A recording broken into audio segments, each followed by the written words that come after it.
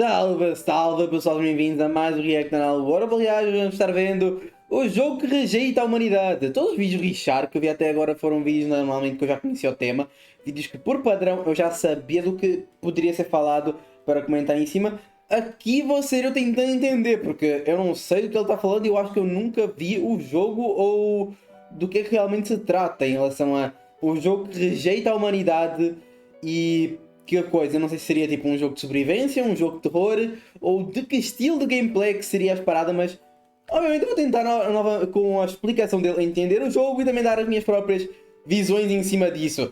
E é 43 minutos, logo vai ser um vídeo grande. Ainda mais considerando que quando eu estou gravando vai ser foda de editar, mas vamos nessa, né?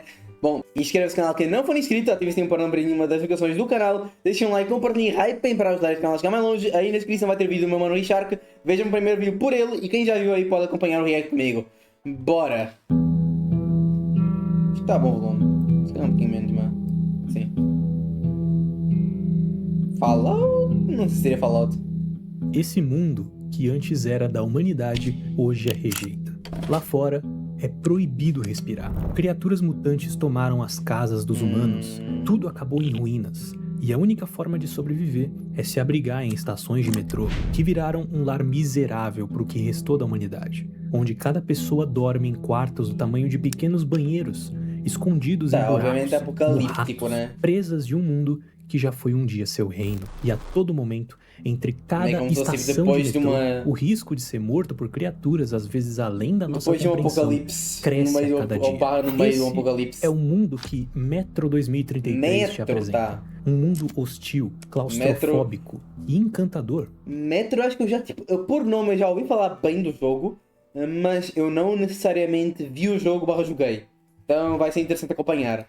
Tanto pela forma como explora essa claustrofobia, quanto pelas lendas que habitam aqueles trilhos abandonados. Lendas que falam sobre seres psíquicos, fantasmas do passado e guardiões invisíveis. E nesse vídeo você vai sentir essa atmosfera. Eu vou te contar meus pensamentos sobre esse mundo pesado e que parece condenado, mas também eu vou te contar o quanto as promoções da Eneba estão quentíssimas. Novamente é a mesma coisa de sempre, se eu skip aqui e eu vou para o que me interessa, que é as explicações dela. Que é aqui deve voltar. Entenderam o significado assim que ouviram.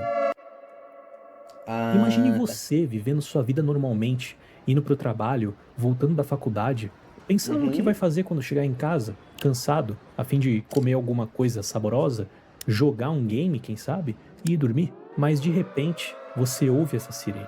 Todos começam a correr desesperadamente. O pânico toma conta da cidade. Você percebe que todos estão correndo para as estações de metrô, como se fossem bunkers públicos que os salvariam do que está por vir. Algumas pessoas conseguem entrar, mas nem todas tiveram a mesma sorte. Você foi um dos sortudos e de longe, quando as portas se fecham, você ouve o som do carrasco da humanidade. Você finalmente entende o motivo daquela sirene tocar.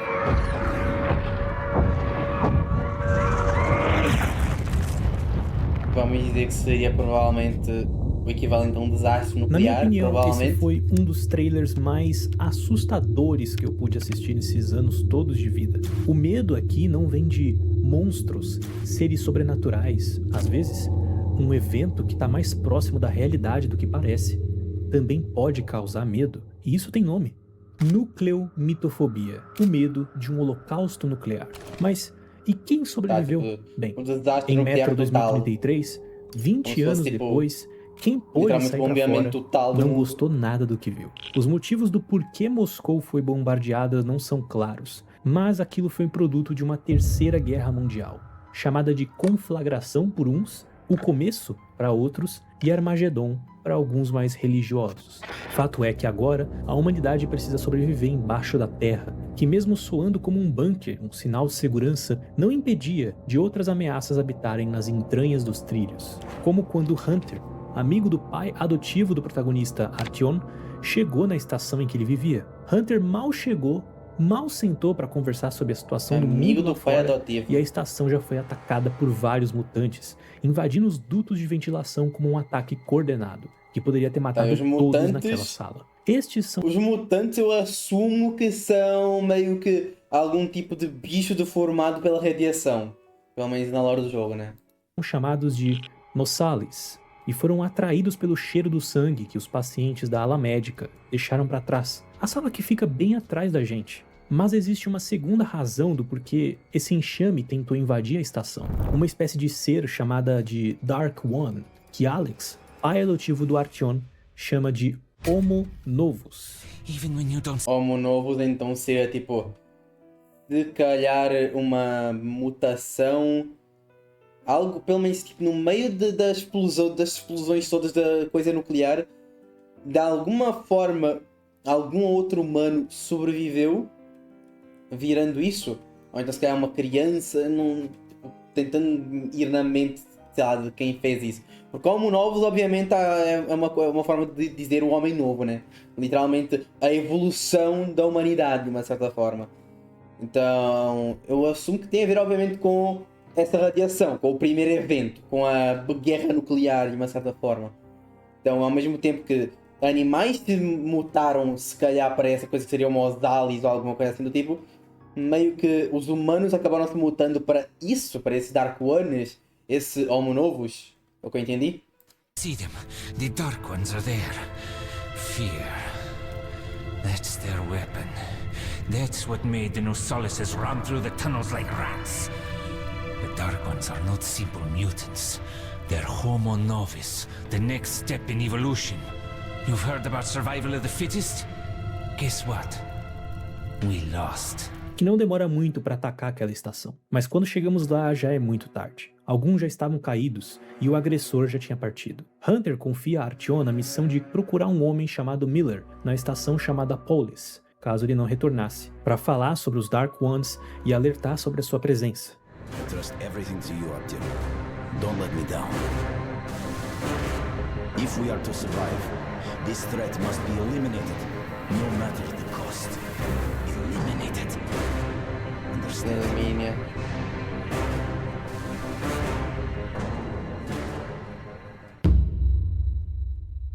E é assim que o jogo te introduz ao mundo de Metro. Só com esse prólogo você entende exatamente o quão miserável é viver nesse mundo. E o quão agressivo e impiedoso ele é com os humanos. Enquanto os mutantes a todo instante tentam matar o que sobrou da humanidade, os humanos dormem em espaços apertados, que parecem mais labirintos. Cada parede é um canto onde você pode deitar e dormir. Barracas são a coisa mais luxuosa que você pode ter. Varais de roupas são compartilhados. A economia usa munição como moeda de troca. Vemos também criações de porcos em cercas minúsculas. Inclusive eles criam porcos por serem animais muito adaptáveis a qualquer cenário, até mesmo apocalíptico. Se reproduzem fácil e comem qualquer tipo de comida, sem falar na carne. E plantações de cogumelos. Essa era a dieta apocalíptica que era possível ter naquele mundo. As crianças brincam com o que sobrou do passado, adultos escutam as músicas e a cultura que as bombas ainda não tinham destruído. Fotos registram um passado que não pode mais ser um presente, apenas uma lembrança triste da beleza do que foi perdido. Ou quem sabe, uma esperança de poder reconstruir aquilo. Tá, esse é o famoso plot inicial. Muitos hospitais ficam cheios com frequência, especialmente aqui onde o Artyom mora, pois para manter os monstros longe de suas esposas, mães, irmãos, amigos e vizinhos, soldados são enviados para fazer patrulhas. E às vezes nem soldados, homens que se voluntariam mesmo. Mas quando saem, quase todos morrem, e quem volta vivo, volta louco, como se tivessem visto algo que sobrecarregou suas mentes, ou as invadiu. Agora, tipo, se feridos atraem bicho, fica a parada deles, colocam os feridos ainda perto meio que das comunidades, ou eles meio que transportam os feridos para algum local que é mais protegido de alguma certa forma. Pelo menos para mim seria, por mais que cruel, também seria mais inteligente os feridos estarem de alguma forma em outro sítio que não no meio da comunidade. Unificou de forma quase permanente. Bem que também não tem como garantir que alguém não vai esconder, né? Com frequência, mas não sei se seria inteligente para dizer a verdade. Falando sobre estarem condenados. Tipo, seria inteligente se tu conseguisse fazer com que todo mundo realmente seguisse as regras. Mas o que é que impede alguém de tipo, simplesmente ter uma ferida e de repente não falar porque não quer sair da comunidade e ir para outro assim por um tempo? Que estavam apenas adiando o fim. Mas também existem aqueles que acreditam que existe uma luz no fim do túnel. E quando Hunter não voltou, Artyom teve que iniciar sua jornada. como se o destino gritasse para que ele partisse em busca de um propósito maior. E enquanto íamos com alguns colegas em direção a Riga, vemos que os túneis dos antigos trens eram todos bem vigiados, mas tudo era sempre feito com a escuridão ao lado. Nós não vemos o céu e nem a luz do sol, apenas lamparinas, lanternas e cogumelos brilhantes que devem estar carregados de radiação. Mas no meio do caminho, um dos colegas que estava com a gente começa a falar coisas cada vez mais com menos sentido. Era sinal de que sua cabeça estava sendo afetada por alguma coisa, como um veneno invisível, até que... What's happening to me?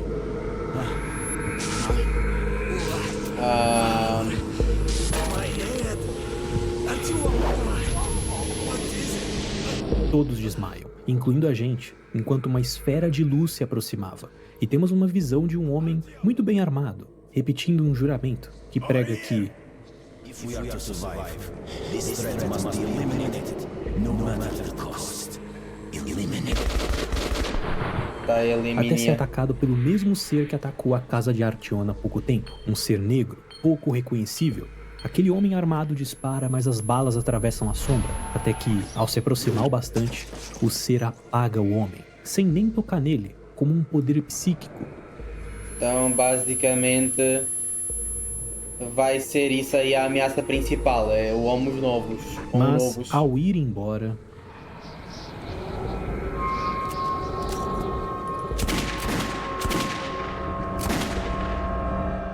O que seria essa visão? Uma mensagem? Uma premonição? Algo que já aconteceu? É difícil entender. E ao acordar, somos perseguidos por vários Nossales, enquanto o carrinho acelerava a todo vapor.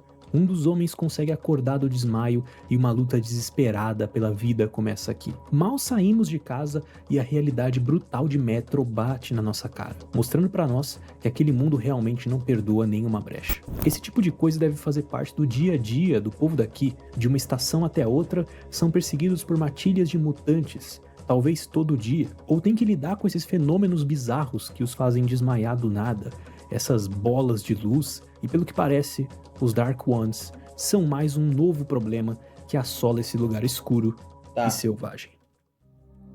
E por toda a jornada vamos ter que lidar não só com túneis escuros, como também o que existe entre eles. Caminhos arruinados, mega apertados, claustrofóbicos, cheios de escadas para cima e para baixo, dutos destruídos. Isso é o famoso, né? É as partes do jogo onde não, o carrinho não vai estar funcionando, os trilhos não estão bem, temos que consertar alguma coisa. Porquê? Porque é para literalmente tacar na porra da zona de perigo, porque senão não tem gameplay, né? O jogo às vezes tem que ter gameplay para jogar. E não ser só um filme que tu estás assistindo. Se fosse um filme, provavelmente ia ter uma outra desculpa para pular toda essa... Vamos dizer assim, essas partes mais personagem sozinho, literalmente metendo bala em fucking bicho, ou então se escondendo do bicho por umas umas 8 horas, tá ligado? Vamos dizer assim, no mínimo, dependendo também do jogo. É isso aí. O sistema ferroviário vira um completo labirinto. Alguns desses lugares são cheios de radiação, obrigando o uso de máscaras com filtros de ar. Outros recheados de teias de aranha, que aqui também são mutantes, tá? Tecendo teias que, mesmo se queimadas por completo, crescem em poucas semanas e entopem as trilhas de ferro de novo. Eu não quero um mutante não, mano. We do that all the time. In a couple of weeks, the damn beasts have everything covered with that shit again. Damn, they sure are a lot of trouble.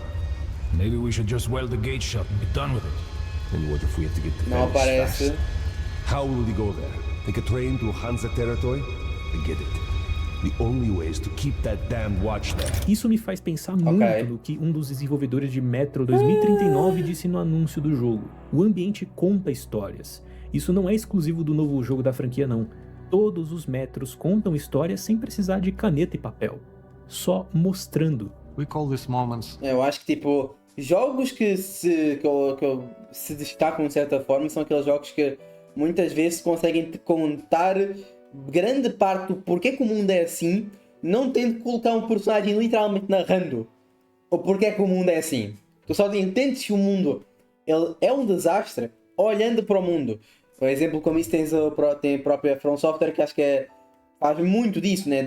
Seja com itens, seja literalmente só olhando um local, tu consegues entender o porquê que, tipo, aquele sítio está uma desgraça, tipo, só de ver a ruína que aquele sítio ficou, e entender com essas poucas coisas como é que a história se desenvolveu de uma certa forma, né? Tipo, seja em relação à árvore, que claramente eles veem como uma esperança, tipo, o dourado, tipo, tá ligado? É a luz no meio de toda aquela escuridão que, no fim, foi trazido por montes e montes de fucking problemas e corrupção para cá e para lá, e gente fazendo experimentos que levam ao que é aquele mundo atualmente. E que quando tu observas simplesmente a forma como o cenário o cenário conta a história do mundo. Eu acho que isso é muito importante para, vamos dizer assim, jogos, principalmente jogos que forem, vamos dizer assim, centrados em história, tipo, na narrativa, vamos dizer assim, bem linear, que não vai querer te contar muito. Aí se tu quiseres contar sobre o mundo, o que vai apresentar o mundo vai ser os teus arredores. Ou então, principalmente onde eu acho que importa mais, é jogo que é mundo aberto. Mundo aberto eu acho que é uma das coisas mais importantes de conseguir se setar em um mundo aberto, é fazer com que o cenário te conte a história do porquê que o mundo é daquele jeito. Coisa que muitos jogos de mundo aberto não fazem. Vamos dizer assim, para dizer a verdade, a grande maioria deles não fazem isso, né? Mas quando tu tens aquele jogo que acerta exatamente no ponto do mundo aberto, Elden Ring, sei lá, que mais é que jogo que eu acho que acerta muito bem no mundo aberto, por mais que muita gente não goste, eu acho que a Genshin acerta nisso, e muitos outros. Zelda provavelmente também acerta bastante nisso, porque não tens necessariamente só a história linear, tu tens literalmente o mundo inteiro que tu vais conversando com, tipo, literalmente fazendo missões secundárias de pessoas que estão simplesmente vivendo naquele mundo e realmente entendendo as paradas. Então esse é um fator importante que eu acho que em jogos de mundo aberto, para realmente fazer com que o mundo aberto não se sinta vazio, de uma certa forma, né? Tu entenderes que aquele mundo está vivo e não é simplesmente um mundo criado para tu andares ali. Não, aquele mundo ele meio que ele segue sem o jogador, de uma certa forma. Red Dead é outro que também uma obra-prima nesse sentido. Então, tá ligado? É um ponto forte de se apresentar. Concordo. Frozen stories. It's a moment frozen in time. The tea spilled on the table, the unfinished card game, the bags at the door.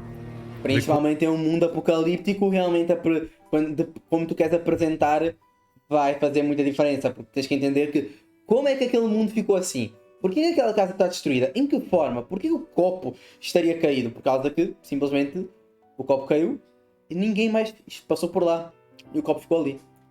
É só um produto da erosão, um produto do passar do tempo, o que é importante para meio que setar esses mundos apocalípticos. Corpse holding an unloaded gun with shells all around the floor. It tells you what happened there without a single line of a dialogue. The goal of these frozen stories is to push your imagination further, immerses the player and gives those who are curious many opportunities to explore and learn more about the world of Metro. Quando estamos com o Bourbon, os primeiros corpos que surgem deixam munições para trás. Ossos à mostra rasgados para fora por algo, espalhados ao longo do túnel como se tivessem sido mortos covardemente. Eles são as vítimas dos ataques dos Lurkers, monstros que sozinhos não são uma grande ameaça, morrem com poucas balas e são justamente os mais baixos na cadeia alimentar de mutantes. Mas quando estão juntos, se tornam uma força quase imparável, tão rápidos. A sua maior vantagem é o subterrâneo. Eles usam buracos como meio de se locomover, fazer tocas e, claro, atacar alvos solitários, seguindo ações agressivas que consistem em sair do buraco, arriscar 1 ou 2 ataques e correr de volta para os cafofos que só eles conhecem. Talvez sejam um dos inimigos mais chatos de lidar no jogo quando estão em bandos, e você sozinho. Tem umas partes... Ainda que eu acho interessante isso, realmente tentar fazer um predador que faça sentido, né? Tu não vais ser simplesmente um bicho pequeno que vai partir para cima e ficar-te mordendo para sempre. Não, eles literalmente fizeram uma pô de manhã de... não, ele vai vir, dar uma mordida, voltar. Tipo, que é uma forma dele, tipo, literalmente, de uma forma se proteger. É isso, né? Que é tipo, eles atacarem em bando coordenadamente ao ponto onde um vai lá, ataca, deixa sangrando, volta, o outro vai lá, ataca quando o alvo solitário está distraído com aquele que já mordeu. Tipo, é uma forma inteligente de se fazer uma criatura que caça em manada. O que eu acho interessante, porque faz realmente a criatura parecer uma criatura e não um bicho colocado para tu matar dali. Ele é realmente um predador que está caçando em manada. Do jogo que eu mal conseguia reagir às investidas deles. E detalhe, eles não paravam de vir, mesmo matando vários. A sua dieta é na maior parte das vezes necrófaga, comendo cadáveres, seja de pessoas ou mutantes, invadindo estações de metrô abandonadas, pois muitas vezes isso é sinal de que pelo menos alguns corpos ficaram para trás. Dá para dizer que eles são como urubus, comendo o que a morte produz, ou covardemente matando os viajantes solitários. Talvez por isso poucas vezes você vai ver pessoas andando entre as estações sozinhas. Sempre tem alguém com elas. Quando você sai de perto do Bourbon e vai explorar um pouco sozinho, por exemplo, não demora muito para essas ratazanas diabólicas começarem a te encher o saco. Covarde, vagabundo! Covarde, cachorro! E detalhe, nas dificuldades mais altas, esses bichos são um verdadeiro pesadelo. Por isso é bom evitar ficar no meio dos buracos para não ser pego por trás. Ao invés disso, fica em um canto, vendo. O cara mordeu e a tela já tá toda uma desgraça. Parede, e aí você consegue cobrir elas. Assim, alguns, se forem vistos, podem não te atacar de uma vez, o que dá uma trégua breve que pode salvar sua vida ou te deixa responder mais fácil às investidas. E os Lurkers nem sempre são iguais. Em Metro 2033 eles têm um rosto bem desfigurado, como se fossem topeiras.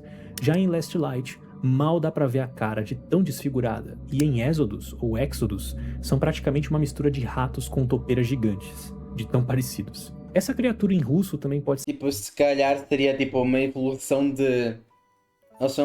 Não diria que seria evolução, mas uma mutação genética barra evolução de... Não sei qual é que é a porcaria do termo correto para fucking ratos. Qualquer coisa que seja tipo rato, não é marsupiais. Não é, pô. Mas qualquer animal parecido, rato, esquilo, coisas desse tipo. Seria uma evolução genética disso, por isso é que eles são tipo, tão diferentes. Onde cada um é meio que proprietário do local onde o jogo se passa. Tipo, aqui claramente seria provavelmente inspirado em ratos. Aquele anterior pareceria mais esquilos. Ou totalmente deformado, aí eu não sei, vai tomar no cu. Ser chamada de Kikimora, um nome que veio da mitologia eslava, que nomeia um monstro humanoide feminino que assombra casas. Kikimoras são agressivas ou passivas, dependendo do comportamento do dono daquela casa. E talvez você já tenha visto esse nome antes em The Witcher 3. Aquele aracnídeo gigante, saca? Existem outros pequenos incômodos no jogo, que são os aracnídeos, inclusive, né? Eu não gosto de aranha. Afinal, esse tanto de teia aqui não é enfeite, né? Esses bichos são obviamente bem rápidos. Eu estou tem até uma blindagem na carapaça, o que faz o uso de armas meio redundante contra algo tão pequeno. Que curioso. A única forma de matar esses bichos é tacando luz neles, que por algum motivo queima os corpos dessas criaturas, ou as matando, ou expondo seu abdômen. Bom, tava morto esse ponto, né? E aí você sabe o que você vai fazer depois, né? Por isso você dificilmente vai achar as aranhas em lugares iluminados.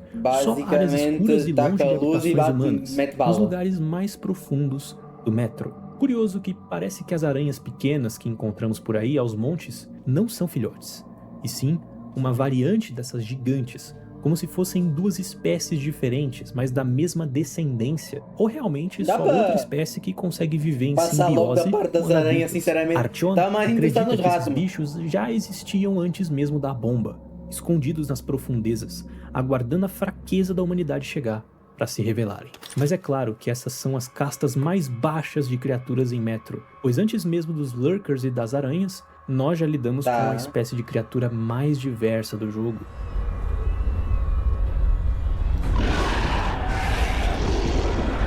Os Nossales. Monstros incrivelmente territoriais, predadores ferozes, capazes de acabar com um posto de guarda se atacarem em bandos. Existem muitas variantes. Tipo, Nossales seria tipo, sei lá, animais de maior porte, grande, mas tipo, sei lá, seria, se calhar, considerando ali, pode ter sido mencionado tipo como macaco, às vezes se calhar gorila. Quer dizer, gorila não sei se seria, acho que gorila seria maior ainda, mas é que eu estou pensando em todos eles como mutações, né? Essa raça de monstro, alguns com pelos, focinhos de porco, olhos pequenos, outros até... Tipo, mutação genética de vários animais de meio, tipo, pelo menos um porte mais médio, tipo macaco, porco, vaca se pá é maior ainda. Ovelha se calhar, dependendo muito, mas muito. Cachorro, sei lá, felinos, se calhar também. Nem tem, parecem mais xenomorfos. Alguns são albinos e bem raros. Tem supostas fêmeas que parecem uma mistura de serpente com rinoceronte, um negócio meio estranho. É serpente aí não... Não, se pá não. Rinoceronte eu consigo ver, dependendo de um crocodilo, tipo uma boca de crocodilo. Mas serpente não tá lá não, viu? E tem até uma cepa ainda mais rara que é blindada e enxerga no escuro.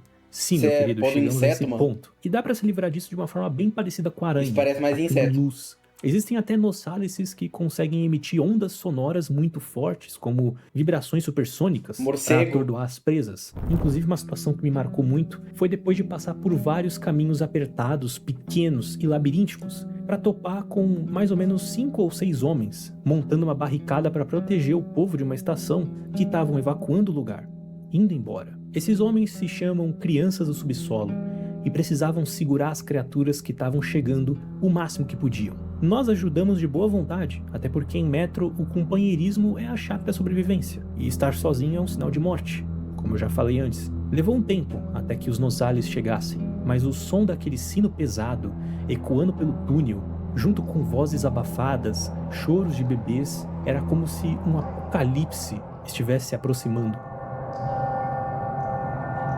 É a forma de montar a atmosfera daquele momento, né?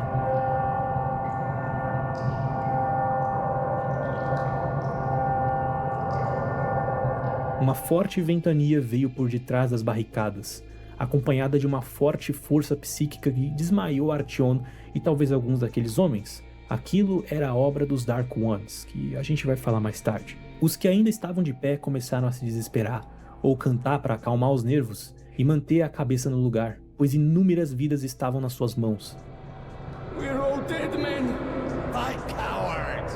Врагу не сдается наш гордый варяг, посади никто не жил. E então, o ataque começou. Essa foi a parte do jogo que eu mais morri em Metro. A horda de Nosales era impiedosa, eles não paravam de vir, e eram de todo tipo possível. Foi uma batalha feroz. Que infelizmente acabou matando praticamente todo mundo, menos Artyom, pois outro ataque psíquico derrubou o resto dos homens e deixou os Nosales que sobraram livres para fazer a festa. O capitão daquele pequeno grupo foi o único que ainda respirava e por muito pouco. Ele tentou proteger aquela barricada o máximo que conseguiu, mas muitos daqueles mutantes conseguiram passar pela defesa.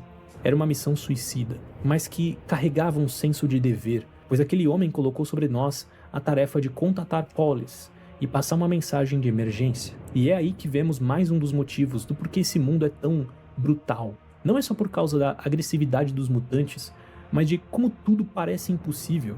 Esses homens deram suas vidas para proteger muitas outras, e nem sabiam se foram bem-sucedidos ou não. Too many of the mutants broke through. Polis must be warned. But my fighting days are over, as you can see. Mas pelo menos te ensina a viver sem esperança. Por isso, camaradagem e companheirismo são pontos muito fortes sabem se é um sucesso nesse jogo, pois se não podem crer no incerto, vão crer pelo menos em quem tá no seu lado. Mas até entre os humanos o companheirismo tem limites. Óbvio, né? A nossa jornada pode ter sido agraciada com várias pessoas com boas intenções, mas nem... Mesmo no meio do apocalipse imenso onde todo mundo pode morrer, vai ter a porra de um safado querendo se aproveitar. Nem todo ser humano aqui embaixo luta só contra os mutantes. Naturalmente, o ser humano quer por algum tipo de ordem ou ideologia em qualquer sociedade que exista. Cada linha de metro virou um estado, como se a linha vermelha da CPTM fosse São Paulo, a azul, Minas Gerais, a esmeralda, Bahia, e assim vai indo. Cada linha tem várias estações, que aqui seriam como cidades. Cada cidade é dominada por uma facção diferente. Algumas tem muito maiores, com grandes partidos. Cara, eu acho engraçado colocar como, literalmente sendo Partido Comunista, aqui, de uma certa forma. Com a foice e o martelo em relação a todo o resto. E tá uma dominância bem grande aí, mano. Outras minúsculas como facções pagãs e até satanistas e canibais. É o quê? Se pode. E um dos principais conflitos desse resto de humanidade é a luta entre a Linha Vermelha e o Quarto Reich. Uma luta ideológica que não deveria fazer sentido. Com tantas ameaças bizonhas tentando matar as pessoas o tempo todo, a prioridade devia ser outra. Mas pessoas ruins existem. E é natural que parte delas mostrem que a humanidade não tem salvação. É bem verdade que, na real, o que vemos nesse jogo é só um pequeno recorte da realidade no metrô inteiro. O caminho que Artyom faz ao longo do primeiro jogo e do Last Light não é nem metade da metade de todo esse mundo. Tem muito mais camadas, estações que escondem a ruindade humana, que vão além dos dois maiores elefantes dessa lista. Nós enfrentamos muitos comunistas, chamados aqui de Linha Vermelha, e seguidores do Bigodudo, aquele lá que todos nós odiamos, chamado aqui de Quarto Reich, ou só bandidos mesmo pelo jogo, abordando uma das partes mais legais dele no sentido de gameplay, o stealth. Enquanto o tratamento com os Nosálices é sem cuspe e sem frescura. Então basicamente a parada é que com os bichos tens uma gameplay mais realmente matar bicho à base da bala, Leon Kennedy, não sei, ou algo tipo. Gameplay mais realmente ação de tiro. Enquanto que quando vais lidar com homens já é muito mais diferente, né? Porque muitas vezes não é só uma criatura que tu vais saber como é que vai agir. É um ser humano, então vais tratar com stealth para não arruinar se calhar a política ou para não arruinar coisas ou para passar despercebido. Os humanos hostis podem precisar mais de cuidado. Afinal eles pensam. Você pode sair atirando em todo mundo sem frescura, mas eu gosto de stealth. E o jogo oferece mapas... então é o famoso é o da opção. Tipo, não é necessário, mas tens a opção. Desde que a opção seja bem feita, make sense. Na minha visão. Até porque tem jogo que eu acho que faz... Tem jogo que tem stealth, mas o stealth não é bem pensado para tipo ser realmente uma solução lógica. Estou falando do Crimson Desert, que lançou recentemente. Que por mais que eu adoro o jogo, que eu acho que é um jogo que tem muita coisa interessante para se fazer nele e que realmente, vamos dizer assim, ele quis tentar...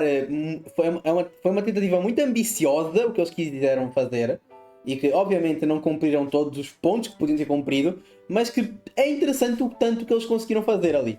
Mas o stealth daquele jogo é um lixo. Com inúmeros caminhos pequenos, em buracos, áreas escuras, escadas e plataformas, para não ser descoberto. A luz é a principal ferramenta para se esconder nesse jogo. O relógio do Artyom ajuda você nesse sentido. Quando a pequena lâmpada dele acende com uma luz azul, significa que você está exposto, iluminado, visível. Mas quando ela apaga, ninguém consegue te ver. Isso ajuda a saber onde pisar e quais luzes você tem que apagar pelo caminho, seja atirando ou não nessas lâmpadas. E as armas que o diga, elas são um dos charmes de Metro pra mim. Fazem desse universo mais único, indo além de apenas sobreviver no subterrâneo, mas criar coisas novas com um pouco que se tem. Existem armas que usam a pressão do ar para atirar e são silenciosas. Tipo assim, isso aí eu acho interessante quando tu montas isso para gameplay, ainda que é coisa que normalmente quando colocas alguém que conhece de armas para ver de verdade, aí começa a ser meio foda porque é difícil fazer tipo todos esse tipo de armas funcionarem na realidade. Então obviamente tem que ter um pouco de fantasia, de imaginação para fazer ela realmente ter essa funcionalidade. Uma arma que em teoria não era para estar funcionando nem ferrando, por causa que tem muita coisa nela que não faz sentido, seja tipo silenciador, por exemplo, é uma clara visão disso que no mundo real, silenciador não silencia normalmente, por mais do que o nome, tipo, não é como se a porra do tiro fosse magicamente ser o famoso nada aconteceu, não, vai dar para ouvir ainda, tá ligado? Vai dar para claramente ouvir se não tem fucking barulho de uma guerra acontecendo, vai dar para ouvir um cara atirando, vai ser um pouquinho mais baixo, mas não vai ser tipo um piu, tá ligado? Não vai ser um piu, não vai ser um pá. Só não vai ser um pá, que é uma arma normal. Deve ter estourado meu microfone inteiro, mas também.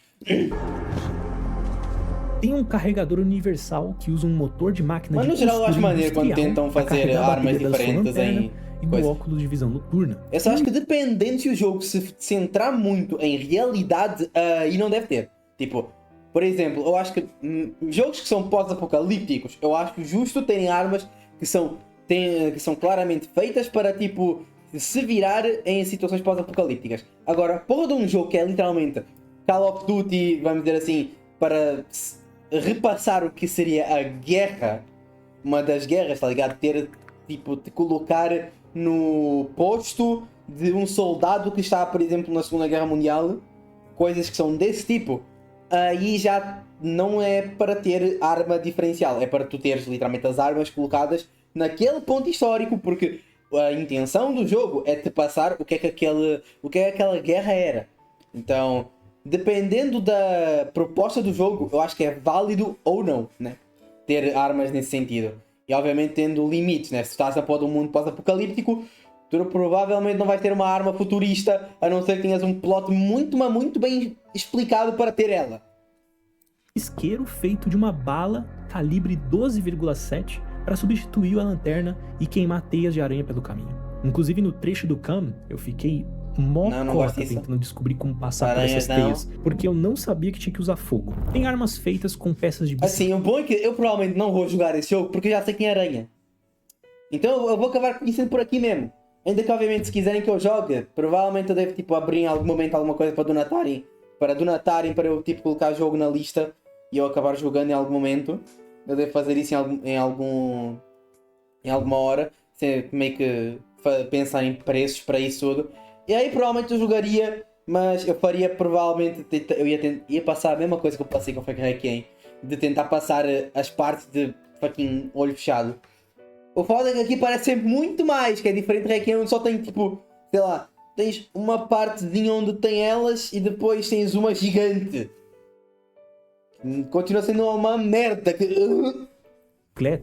Outras que usam bobinas e eletromagnetismo para atirar, enfim, deu para entender, né? Essa improvisação reina em Metro. O ato de se adaptar com os paus e pedras que a vida te dá, criando armas talvez até mais duradouras devido à escassez de recurso, usando ciência para criar onde parece não existir nada. Eu acho isso maravilhoso. É isso que você usa contra tudo no Metro, incluindo guardas. Guardas que muitas vezes seguem ideologias que parecem diferentes, mas também muito semelhantes. Tanto a linha vermelha quanto o quarto Reich propagam sofrimento, trabalho forçado, pobreza, fome. Seus slogans falam sobre não duvidar do que você diz, do que acredita, mas na prática um pensamento seu pode te condenar. Os seguidores do Bigodudo acreditam na pureza da raça humana e querem eliminar todos os mutantes. E pessoas também podem virar mutantes, se expostos a muita radiação. Só que isso pode ser usado como uma máscara para esconder o preconceito e aquela coisa idiota de pureza racial. Minto, isso evoluiu, agora virou pureza genética. Eles não se limitam à cor da pele mais. Qualquer pessoa com um mínimo de deformidade no corpo, tamanho do crânio, dedos, olhos, qualquer coisa que pode ser simplesmente uma característica genética, vira suspeita de mutação. E aquela pessoa é morta, sem cerimônia. Well, let's see, 318mm by 302. Let's look it up in the table. Ah, congratulations, you're a mutant.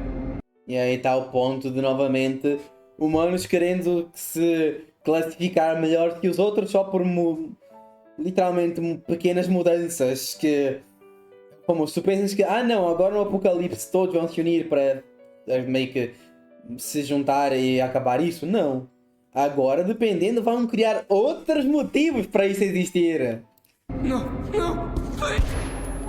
Au. E como quem define o padrão são os políticos, qualquer um pode ser um mutante para eles. Até você, uma pessoa saudável, normal, mas que tem uma cabeça um pouquinho maior que a dos outros. Só por causa disso. Artyom em seus diários vê com desesperança a situação desse mundo. Mesmo depois de quase extintos, a humanidade continua se matando por razões frívolas. Seja uma ideia, um lugar para viver, um prato de comida. Prato de comida para mim. Essa civilização foi construída por ossos humanos. O natural seria proteger seus semelhantes das bestas, mas no fim, humanos compartilham o mesmo túmulo que elas, enterrados juntos pela mesma bala, ou entalhados nas paredes, caídos no chão, em valas, dutos, no meio de campos de guerra subterrâneos. Nem sempre quem morre em Metro é vítima de um mutante. Quando salvamos aquela pequena criança perdida no meio de uma ninhada de lurkers, vemos que essa questão do peso de uma vida na balança fica evidente. A mãe do garoto oferece balas como recompensa. Artyom ficou pensativo quando se deparou com aquilo. A vida daquele menino não deveria ter preço, e aceitar a recompensa na cabeça dele seria como deixar evidente que ele só fez aquilo pela recompensa, pois talvez nesse mundo salvar alguém tem taxas. Afinal, todos precisam sobreviver. Mas recusar a recompensa poderia soar como um insulto para a moça. Olha, não sou eu que tô falando essas coisas. Tá no diário do Artyom. Até os atos mais generosos foram manchados pelo metro. Interessante como é que esse ponto de ter um diário que o próprio protagonista vai realmente passar essas coisas em relação às decisões que tu fazes. Eu naquele ponto eu provavelmente dependeria muito de quantas balas eu estivesse, mas eu provavelmente tentaria ao máximo possível recusar, porque na minha cabeça é essa. Eu acho que provavelmente eles precisam mais das balas do que eu, porque eu, como player, eu consigo me virar contra muito bicho. A maior parte dos NPCs, ou então até das coisas, se a criança já se perdeu uma vez, provavelmente eles precisam mais disso para proteger a criança. Tá ligado? E aí veio o ponto de... É conversas interessantes, mas muito complexas. Até que ponto vai a tua ética? Suas fraquezas, ainda mais em um mundo apocalíptico. De gás. Ullman, por exemplo, um Ranger da Ordem, uma organização que protege o metro, conhecidos como espartanos e aliados do Artyom, é um cara que vive fazendo piadas, mas no dia que perdeu um amigo, mostrou uma face desesperada, cansada, abatida. Ali era o seu momento de fraqueza, de vulnerabilidade. Mas assim que ele usou sua máscara para cobrir seu rosto de novo, tudo aquilo se foi. E ele voltou a ser o mesmo piadista de sempre. Isso faz Artyom pensar que o metro mexeu até com a personalidade das pessoas. Elas trancaram seu lado mais frágil dentro de si. É o ponto de, tipo, tentar realmente rir da desgraça para, tipo, manter são de alguma maneira, né? Meio que, se tu começas a pensar em todas as tragédias que acontecem enquanto, tipo, está acontecendo várias, em algum momento a tua cabeça não vai aguentar. Tu não, como ser humano, tu vais ficar louco à base disso. Então, uma forma de tentar, vamos dizer assim, compensar por isso, é compensar com a comédia, compensar com eu consigo atravessar isto enquanto eu estiver rindo. O que por si só é outra coisa que vai enlouquecer também uma pessoa. Não existe uma opção que realmente vai te manter atenção para sempre, de uma certa forma. Que ninguém os pegue desprevenidos, em um momento de fraqueza. Mas nem tudo é tristeza e desesperança. Existem lugares onde se vale a pena viver por aqui, como Polis, um lugar enorme que, para o protagonista, é o último fragmento da glória da humanidade no passado, onde vivem os últimos cientistas, educadores, artistas e qualquer outro considerado inútil em outras estações. Mas aqui são valiosos. Só de estar lá pela primeira vez, em um lugar tão grande e vivo, Artyom acreditou que a humanidade poderia nascer das cinzas de novo, o que creio eu ter contribuído para o amadurecimento dele na franquia. Mesmo que a realidade seja dura aqui embaixo, ele teve fé naquele momento que pisou em Polis. E isso, creio eu, bastou para que ele lutasse ao máximo por um futuro melhor. Um futuro ainda protegido por vistas que vagam pelas ruínas da humanidade. Vai durar para sempre. É um espetáculo trágico à parte nessa franquia. Um deserto quase sem fim. Na minha visão, se introduzem uma cidade importantíssima para a sobrevivência deste mundo e no meio do jogo, é porque em algum momento vais ter que proteger ela. 100% de certeza. Ou então alguma decisão que tu vais tomar importante vai decidir a vida ou a morte daquela cidade. O que... Neve, tijolos e veículos, todos deteriorados pelo tempo, deixando para trás inúmeras histórias inacabadas, mas também inúmeras bestas que reinam em um cemitério. Aqui, os monstros são diferentes do que vemos lá embaixo. Temos os Watchers, monstros caninos, talvez descendentes de cães, ratos, lobos, não sei, que estão sempre vigilantes, farejando e buscando fraquezas na sua presa, esperando o momento certo de atacar e uivando. Tipo, tem várias características de uma certa forma, tipo esse uivo meio que de lobo, a cauda é claramente mais rato de uma certa forma. Quando decidem partir para cima, pelo também de canino. Eles nunca estão sozinhos, estão sempre em bandos, que podem chegar até 50 Watchers de uma vez. Como no começo do jogo, onde vemos manadas deles atravessando os campos gelados de Moscou, seja de dia ou de noite. não tem hora ruim para caçar. É muito perigoso enfrentar esses caras nas dificuldades mais altas. Eles sempre vêm sem parar e às vezes nem uivam para avisar. Então cada bala precisa contar, especialmente de escopetas. Mas se conseguirem te acertar vai ser prejuízo. Até porque, além do sangue, as máscaras também quebram.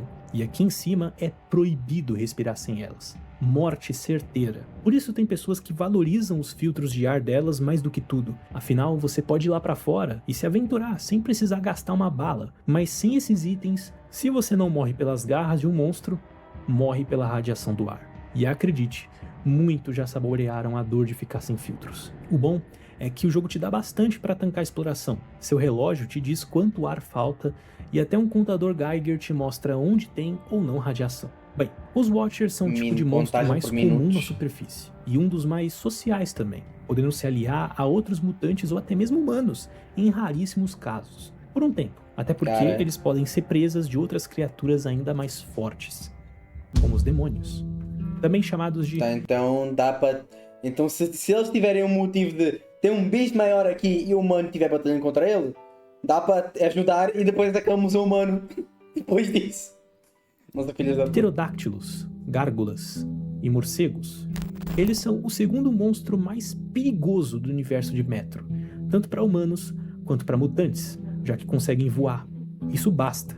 É uma vantagem aérea, né? Eles conseguem fazer isso graças aos braços, onde as asas ficam grudadas. Eles são mais grossos e bombados que os músculos da coxa, ou seja, tem muita força física ali para poder voar, podendo até pairar no ar por um tempo. Seu tamanho pode variar de um gato doméstico até um cavalo. A visão deles pode ser um pouco débil para caçar. Agora, da onde é que eles evoluíram é uma pergunta, né?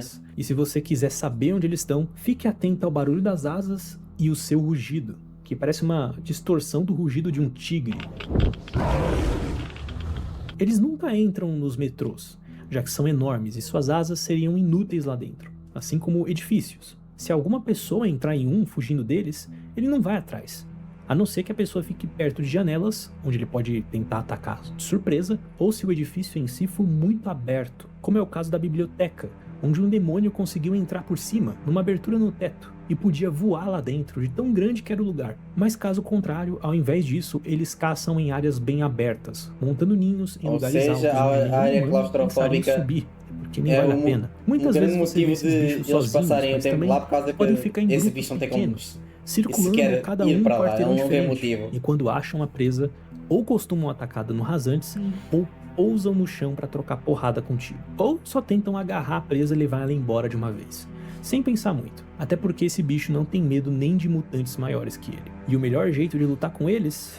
Bem, eu te digo que é bem simples. Corre. Eles não são brincadeira em dificuldades mais altas não, tá? Tu vai gastar muita bala para matar um desses. Por isso muitos humanos temem esses bichos. É muito recurso gasto pra nada, em um mundo tão escasso. Faz sentido. Daqui uns dias outro demônio vai ocupar o lugar do morto. Não vale a pena do ponto de vista de um sobrevivente. Há quem acredite que esses monstros podem ser descendentes de morcegos, devido à sua aparência, como os dentes, asas, narizes e até hábitos de sono, como dormir de cabeça para baixo, pendurados em alguma coisa. Mas também acreditam ser descendentes de algum felino, devido aos rugidos e pelos filhotes agirem como gatos. Mas se você acha que esse é o predador máximo de Metro, a superfície ainda guarda coisa pior, amigo. Os bibliotecários.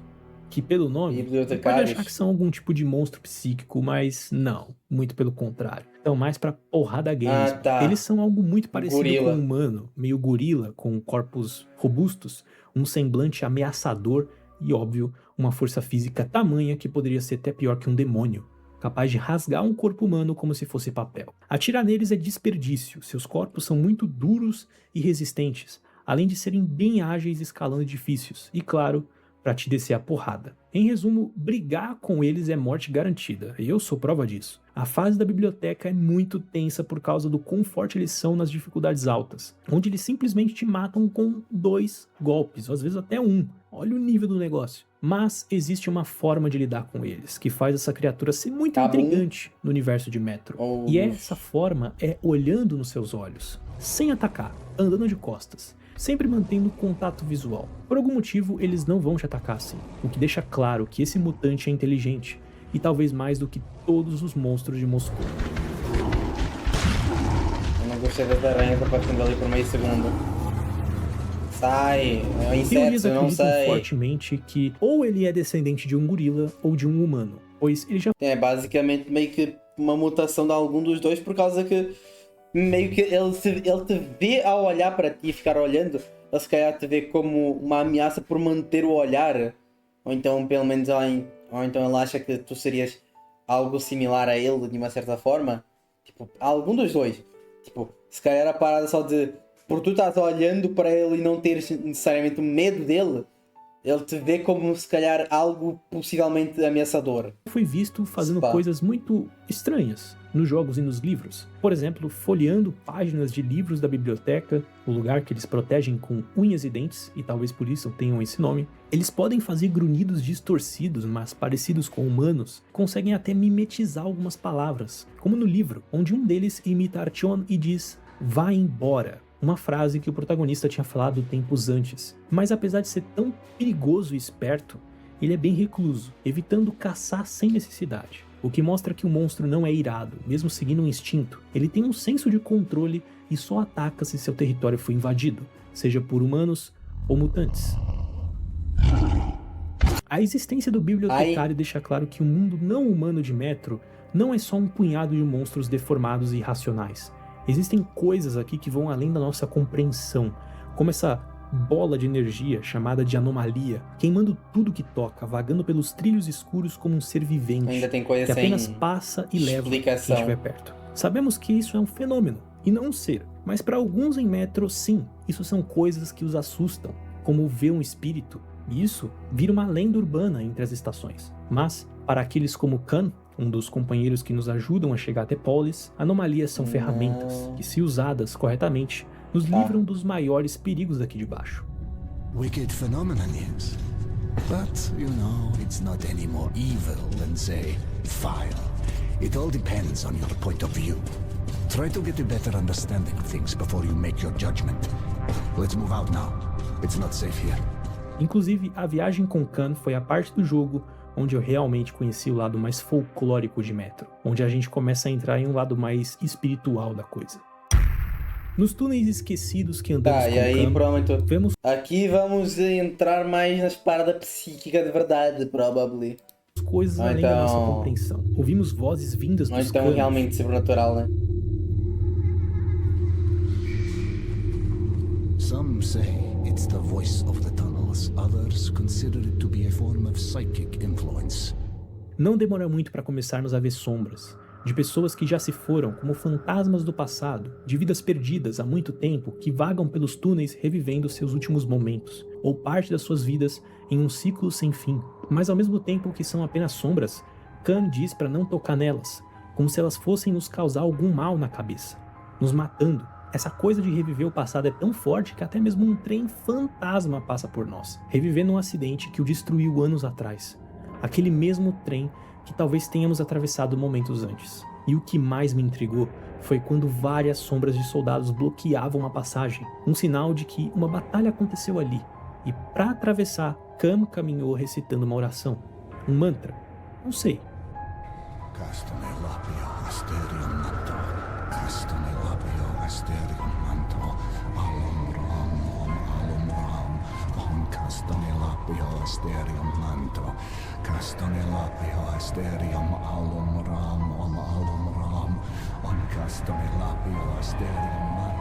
Mas isso fez aquelas sombras darem um passo para trás, abrindo passagem em resposta àquela oração. Essas coisas não têm uma explicação certeira, são apenas mistérios que fazem desse mundo mais denso. Mas Khan acredita que quando a bomba caiu, o céu e o inferno foram atomizados, e as almas que deveriam ir para o além ficaram presas no Metro. Interessante.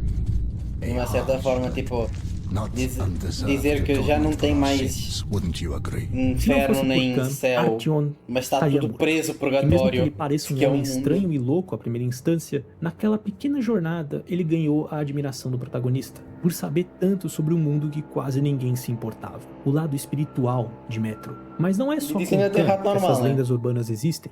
Quando estávamos nos esgueirando pela Estação Negra, um dos mapas do jogo, ouvimos uma conversa entre dois homens, falando sobre uma lenda, uma crença, de que existe uma espécie de Metro 2, onde deuses soviéticos vão habitar se as forças do mal prevalecerem, como se fosse a Valhalla russa.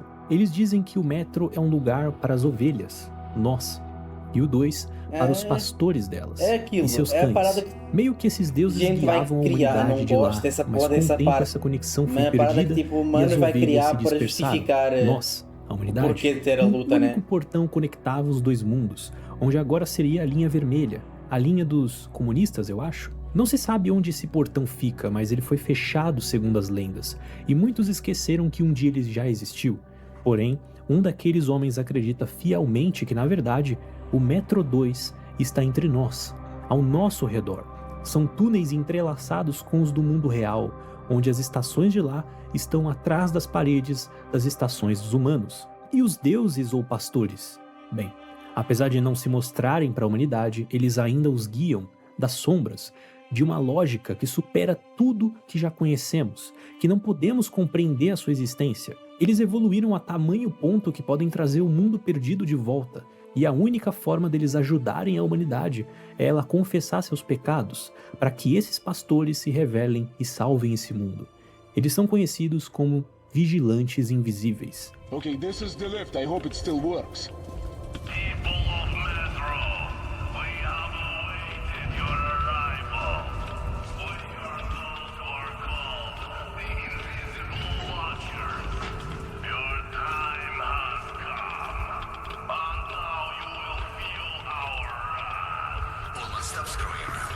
Creio eu que esses tais vigilantes possam ser os Dark Ones, mas eu vou elaborar isso mais tarde. Mas imagina só quantos folclores incríveis esse universo esconde, tantas lendas, histórias cabulosas, profecias, mitologias que nunca ouvimos falar. Talvez a maioria tenha sido esquecida, mas uma em específico deixou de ser a forma da humanidade e passou a virar uma ameaça para ter todo algo mundo no que se segurar, que acreditam que os sombrios, ou Dark Ones, são o motivo das coisas estarem piores do que nunca. Os Dark Ones são criaturas psíquicas descendentes de humanos, que sobreviveram ao apocalipse e são resistentes à radiação. Uma existência que só de estar perto de um humano o leva à loucura, faz sua cabeça entrar em pane total, levando até a matarem seus semelhantes. É por causa deles que Hunter pede a Artyom que leve a mensagem até Polis, mas é também por causa deles que Artyom não morreu ainda. Eles tentam se comunicar com o protagonista o tempo todo, mostrando visões pacíficas, imagens de paz, protegendo-o de ameaças, desde criança, justamente para mostrar que não querem guerra, somente paz. Os Dark Ones queriam conviver com humanos, mas infelizmente é como se um ser cósmico tentasse ser seu amigo. Você ficaria louco tentando, morreria ou mataria alguém no processo. Isso deixa bem claro que é impossível para que humanos aceitem os Dark Ones. Nem mesmo Artyom os aceitou no livro, e canonicamente no jogo os rejeitou. Apesar de existir finais onde... Agora, tipo, eu só fico me perguntando nessa parada, tá? Se eles em teoria não querem guerra, se bem que pode ser como humanos padrão, de ter aqueles bons e ter os ruins também, onde estão-me perguntando porque é que em duas ocasiões eles teriam sido mandados de ataque, tipo... Uma das ocasiões ali, dá para justificar que se calhar em vez de ser, tipo... Em vez de ser ele, o Dark One que atacou primeiro, teria sido os humanos que atacaram primeiro e ele só se defendeu. Agora, naquela ocasião onde estava, tipo, eles estavam protegendo aquele local meio que contra os bichos que iam vir, de uma certa forma, aquela parte seria justificada como? Porque será que os bichos estavam vindo meio que independente do Dark One ou não? E aí o Dark One ele só tipo estava indo para ajudar, só que a chegada deles maiou todo mundo? De alguma forma? Não sei. Você pode os aceitar. Artyom era para ser a ponte entre as duas raças. Eles tentaram muitas vezes convencê-lo da paz, mas no fim o que era para ser o seu salvador acabou virando sua ruína. Artyom só entendeu o que eles queriam passar quando era tarde demais, quando todos já haviam sido evaporados pelos mísseis, e um profundo remorso toma conta dele, pensando no que foi perdido, além das suas vidas. Quem sabe um futuro de paz? Quem sabe a ruína da humanidade? Não sabemos como seriam as coisas se Artyom tivesse atuado como um salvador para os Dark Ones, mas uma coisa que eu sei é que isso não acabou. Ainda existe uma fagulha dessa vida quase extinta, viva, em Metro Last Light, mas essa história fica para depois. Porque agora, isso é o que eu queria te contar sobre o universo de Metro 2033. Um mundo doído, frio, escuro e desesperançoso. 2033, onde a humanidade que ainda resta luta contra as forças que a radiação trouxe ao mundo. E contra si mesmos, levando as guerras que quase os mataram lá fora para dentro dos túneis. Ainda assim, apesar de estarem cacos, a esperança de um futuro melhor não morreu nos corações dos valentes. E ainda há aqueles que lutam pelo lar que um dia perderam. Existem criaturas muito bizarras que eu não dei a devida atenção nesse vídeo, como a biomassa de carne no D6, que parece um produto de alguma arma química ou biológica, que parece usar poderes psíquicos para atrair vítimas, como uma planta carnívora, a se submergirem na carne viva. Isso também levanta uma suposição de que muitos dos seres do jogo também foram frutos de experimentos, talvez misturando espécies como humanos e gorilas, morcegos e felinos, ratos e lobos, não sei. Mas é muito estranho coisas tão bizonhas surgirem em tão pouco tempo, num período de 20 anos. Isso aí é por causa que 20 anos não seria o suficiente para necessariamente ter uma mutação a esse nível. Por mais que tu envolvas radiação nisso, não acho que radiação, tipo, acho que teria limites. Tipo, a maior parte da radiação provavelmente mataria a maior parte dos bichos, enquanto que pouca radiação não faria ter essa mudança tão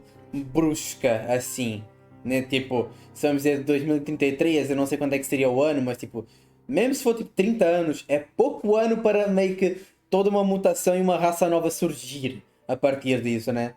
Então, e também é isso, somado a isso, tem o fator de que muitas das criaturas parecem ser várias juntas em vez de ser simplesmente a evolução de uma criatura até aquilo, tá ligado? Então, realmente parece ser mais experimentos do que necessariamente mutação. A maioria, na minha visão. Em Moscou. E como algumas dessas coisas já existiam antes da bomba.